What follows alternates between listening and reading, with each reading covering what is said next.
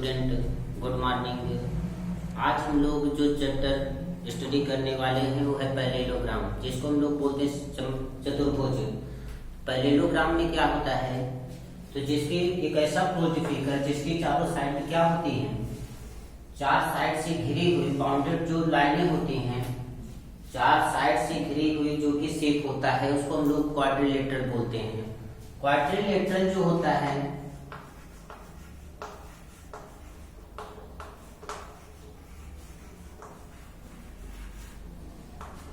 Quadrilaterals जो होते हैं इसमें आपकी 4 साइड्स होती है और 4 एंगल्स होते हैं, एक साइड, 2 साइड, 3 साइड, 4 साइड। अगर इनका नाम ए दे दिया जाए, बी दे दिया जाए, सी दे दिया जाए, डी दे दिया जाए। क्वाड्रिलेटरल कोई भी शेप हो सकता है, तो केवल 4 साइड से 4 साइड से बाउंडेड जो हम लोगों का शेप होता है उसको हम लोग क्वाड्रिलेटरल बोलते हैं। क्वाड्रिलेटरल तो कई टाइप के होते हैं, इसको इंग्लिश हिंदी में चतुर्भुज कहते हैं। चतुर्भुज जो होते हैं शेप के बेस पर कई टाइप से हम लोगों का डिवाइड किया गया है। अच्छा, क्वाड्रिलेटरल समझने से पहले जो प्रॉब्लम सबसे ज्यादा होती है, बच्चे ये नहीं समझ पाते हैं एडजेसेंट साइड क्या होती हैं और एडजेसेंट एंगल क्या होते हैं, अपोजिट साइड क्या होती है, अपोजिट एंगल क्या होते हैं। तो सबसे पहले हम यही कॉन्सेप्ट आप लोगों का क्लियर करना चाहते हैं कि यहाँ पे एडजेसेंट साइड किसे कहेंगे। अच्छा, इसके पहले अगर आप लोग चैनल पे नए हैं तो चैनल को सब्सक्राइब कर दीजिए, लाइक कर दीजिए और शेयर कर दीजिए, ठीक है। तो जैसे हम लोगों का यहाँ पे एडजेसेंट साइड, अगर एडजेसेंट साइड की बात की जाए, एडजेसेंट साइड कौन कौन सी हैं, जैसे हम लोगों की ए बी सी डी ए ऐसी साइड दी गई हैं। एडजेसेंट साइड कैसे लिखेंगे, तो जो हम लोगों का कॉमन वर्टेक्स होगा, एक कॉमन वर्टेक्स होगा। वर्टेक्स क्या होते हैं, जहां पे कोई भी दो लाइनें मिलती हैं तो आपका वर्टेक्स बोला जाता है, शीर्ष जिसको हिंदी में बोलते हैं। तो कॉमन वर्टेक्स आपका बी मिल गया, तो कॉमन वर्टेक्स अगर बी मिल गया, एडजेसेंट साइड हम लोग कैसे लिखेंगे, एडजेसेंट साइड हम लोगों का ए बी का एक साइड क्या हो गई, ए बी हो गई, ए बी, और दूसरी साइड कौन सी हो गई, बी सी हो गई। ये एक हम लोगों का कॉमन वर्टेक्स मिला, ए बी हो गया और बी सी हो गया। इसी टाइप से अगर हम लोग यहाँ पर इस वर्टेक्स की बात करें तो यहाँ पे कौन सा हो जाएगा, एडजेसेंट साइड ऑफ किसका, एक हम लोगों का बी सी हो जाएगा और बी सी सी डी हो जाएगा। एक बी सी हो गया और सी डी हो गया। दूसरा अगर हम लोग यहाँ पे बात करें, अब एक वर्टेक्स हम लोगों का ये है, इसको हम लोग कैसे लिखेंगे, इस लाइन के लिए और इस साइड के लिए, दोनों साइड के लिए हम लोगों का कॉमन वर्टेक्स कौन सा मिला, ये मिला। अब इसको कैसे लिखेंगे, एडजेसेंट साइड एक हम लोगों का सी डी और डी ए हो गया, सी डी डी ए। इसी टाइप से हम लोगों का एक एडजेसेंट साइड ये मिल गया। अब इसको कैसे लिखेंगे, फिर अगर इसको लिखना है तो डी ए बी यूज कर सकते हैं। इस टाइप से हम लोगों का ये एडजेसेंट साइड हो गया। अब एडजेसेंट एंगल को कैसे दिखाएंगे, तो एडजेसेंट एंगल भी हम लोगों का बेहद ही सिंपल है। जैसे हम लोगों का क्या है, ये एक लाइन है, क्वाड्रिलेटरल है, इसमें दिया हुआ जो एंगल है, तो इस टाइप से हम लोगों का एक लाइन। अब इसमें कॉमन साइड कौन सी है, एडजेसेंट एंगल की बात अभी तक साइड तो हो गई। अब एडजेसेंट एंगल, एडजेसेंट एंगल में हम लोगों का क्या होगा, एडजेसेंट एंगल एक हम लोगों का कॉमन ये साइड मिलेगी। अब इसमें कौन कौन सा एक एंगल, तो ये मिल रहा है, एक एंगल ये बन रहा है, तो एडजेसेंट एंगल क्या हो जाएगा, ए बी पर कौन कौन से, एक हम लोगों का adjacent angle of A and B हो जाएगा।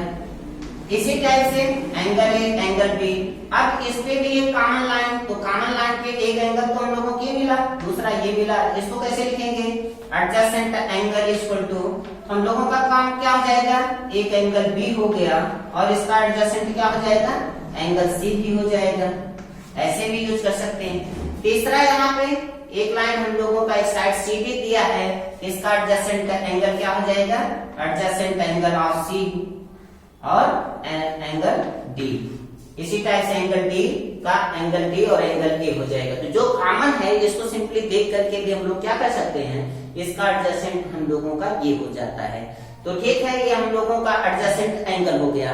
अब इसमें जो हम लोगों को ध्यान देने वाली है ये है अपोजिट साइड। अपोजिट साइड और अपोजिट एंगल। तो अपोजिट मतलब आमने सामने, अपोजिट मींस क्या होता है, आमने सामने। इसके सामने ये साइड है, AB का अपोजिट साइड क्या हो जाएगा, CD हो जाएगा। BC का अपोजिट साइड क्या हो जाएगा, BC का हम लोगों का CD हो जाएगा। तो AB का अपोजिट साइड CD हो गया, आमने सामने के जो साइड होंगे। BC का क्या हो जाएगा, CD हो जाएगा। तो इस टाइप से। अच्छा, एंगल की बात करेंगे, angle opposite angle, opposite angle B का क्या हो जाएगा, एंगल D हो जाएगा। एंगल C का क्या हो जाएगा, एंगल A हो जाएगा, या एंगल A का अपोजिट एंगल C हो जाएगा। इस टाइप से हम लोग यहाँ पे देखेंगे। अच्छा, अब इसके बाद जो सबसे बड़ी इंपॉर्टेंट चीज आती है वो होती है पैरेलल लाइन।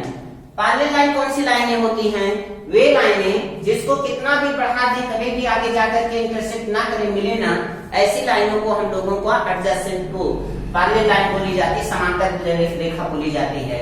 अच्छा, अगर इंटरसेक्ट लाइन की बात करें तो हमेशा कोई भी लाइन अगर ये एंगल बनाते हुए चलती है, सीधी बिल्कुल नहीं चल करके अगर थोड़ा सा भी एक झुकी हुई है, आगे जाकर के मीट कर जाती है, जिसको इंटरसेक्ट लाइन बोलते हैं।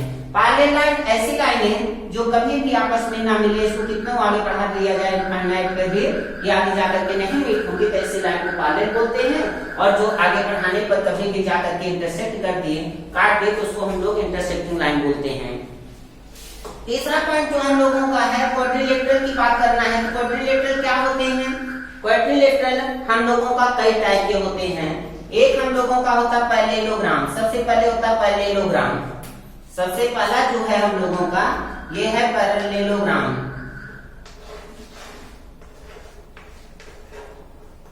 पैरेललोग्राम है पहला हम लोगों का।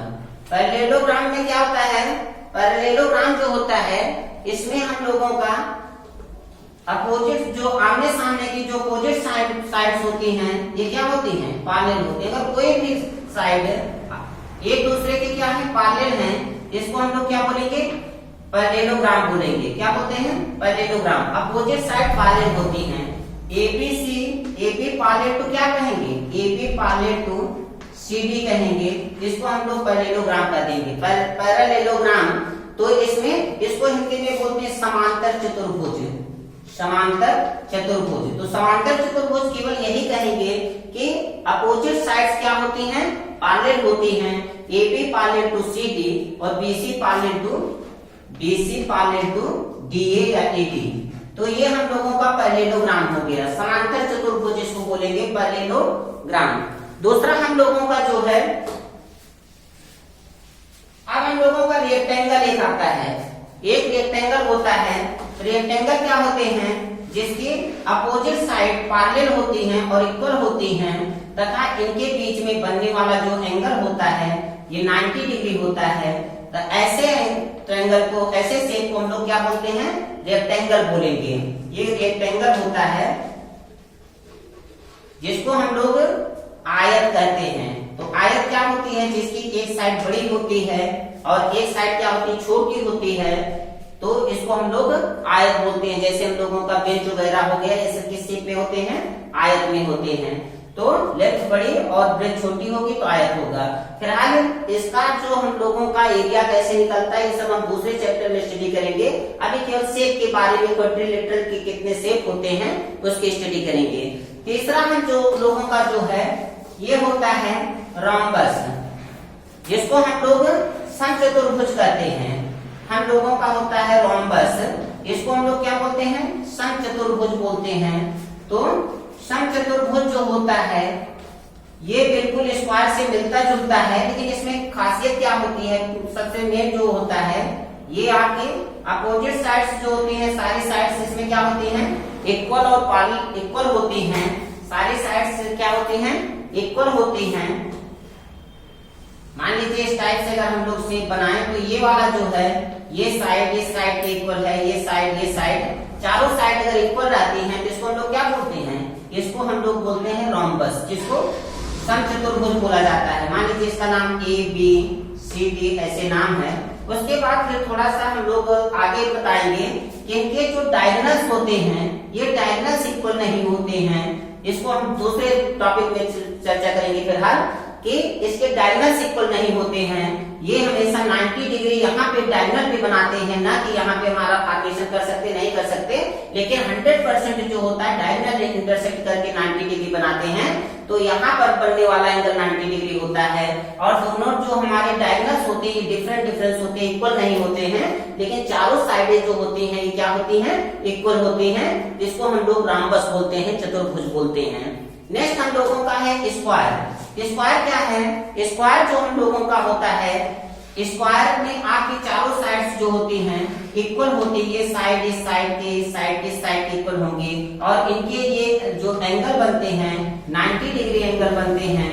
मान लीजिए ए हो गया, बी हो गया, सी हो गया, डी हो गया। अब यहाँ पे 90 डिग्री ये बनेंगे और यहाँ पे जो हम लोगों का, इसको हम लोग डायगोनल्स बोलते हैं। डायगोनल्स आपस में क्या होते हैं, इक्वल होते हैं। और ए बी पैरेलल क्या होता है, सी डी हो जाएगा और B C parallel D A हो जाएगा। ये कंडीशन हम लोगों का ये हो जाएगा। अब उसके बाद हम लोगों का आता है ट्रेपीजियम। ट्रेपीजियम आता है तो ट्रेपीजियम में जो होता है अपोजिट साइड्स जो होती हैं ये क्या होती हैं, पैरेलल होती। एक साइड इसकी पैरेलल होगी, ये साइड जो है इस साइड के पैरेलल होगी। अगर इसका नाम ए है, इसका नाम बी दे दिया गया है, इसका नाम सी डी, तो ये हम लोगों का शेप होता है ट्रेपीजियम। ट्रेपीजियम ट्रेपीजियम जो होता है इसको हिंदी में बोलते हैं समलंब चतुर्भुज। समलंब चतुर्भुज, समलंब चतुर्भुज इसको बोला जाता है।